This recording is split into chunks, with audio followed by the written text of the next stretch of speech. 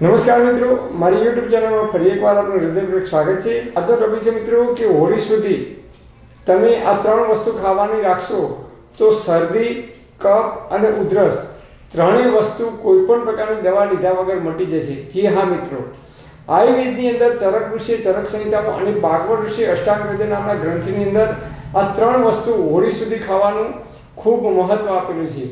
કેમ તો હોળી સુધી આપણે આ ત્રણ વસ્તુ જો ખાવાનું રાખીશું તો શરદી, કફ, ઉધરસ નહીં થાય। કેમ નહીં થાય તો એનું કારણ જાણીએ। તો અત્યારે હાલ બે ઋતુ છે, એટલે કે શિયાળો પૂરો થઈ અને ઉનાળાની શરૂઆત થઈ છે।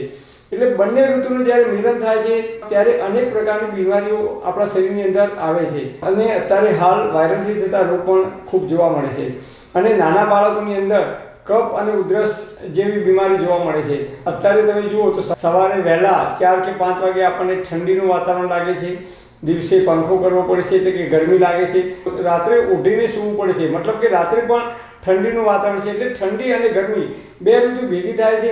આયુર્વેદમાં પણ કહે છે કે જ્યારે બંને ઋતુનું મિલન થાય છે, એક ઋતુ પૂરી થાય છે અને બીજી ઋતુની શરૂઆત થાય છે, એને સંધિકાળ કહેવામાં આવે છે। આ 15 દિવસ સુધી જો તમે આ ત્રણ વસ્તુ ખાવાનું ચાલુ રાખશો તો શરદી, કફ અને ઉધરસ કોઈ પણ પ્રકારની દવા લીધા વગર તમારો મટી જશે।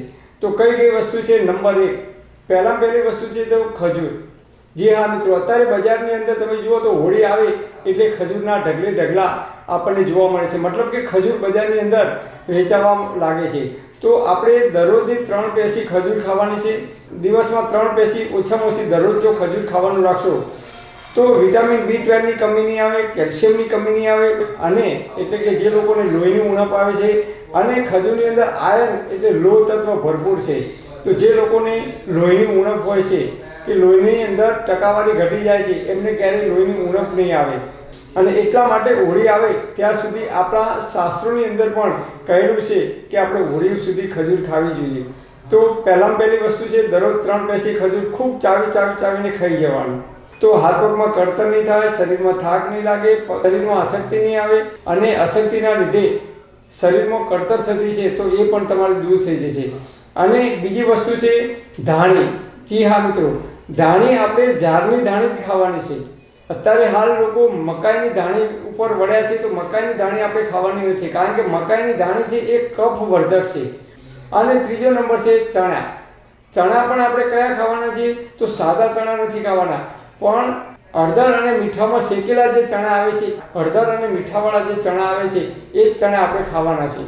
તો તમે ચણા ખાવાનું રાખશો, ખજૂર ખાવાનું રાખશો અને ઝાડની ધાણી ખાવાનું રાખશો તો શરદી, કફ અને ઉધરસ તમારી ઓટોમેટિક મટી જશે। એટલે ખજૂર ખાવાથી શરીરની અંદર જે તત્વોની ઉણપ આવે છે એ તત્વોની ઉણપ દૂર થાય છે, જેના લીધે ઓટોમેટિક આપણા શરીરની અંદર જે કફનું ઇનબેલેન્સ થાય છે એ કફનું બેલેન્સ થાય છે અને ધીમે ધીમે કફનું બેલેન્સ થાય એટલે ઓટોમેટિક કફના લીધે જે ઉધરસ આવે છે એ ઉધરસ પણ ઓટોમેટિક બંધ થઈ જાય છે। ચણા પણ આપણે 50 ગ્રામ 50 થી 100 ગ્રામ જ ખાવાના છે। ધાણી પણ આપણે 1 વાટકી જેટલી જ ખાવાની છે, વધારે માત્રામાં લેવાની નથી। અને ખજૂર પણ 3 પેસી જ ખાવાની છે, વધારે ખાવાની નથી। પરમપિતા પરમાત્મા આપ સર્વેને તંદુરસ્ત અને નિરોગી રાખે એવી હૃદયપૂર્વક મારી પ્રાર્થના। Thanks for watching my video. Thank you.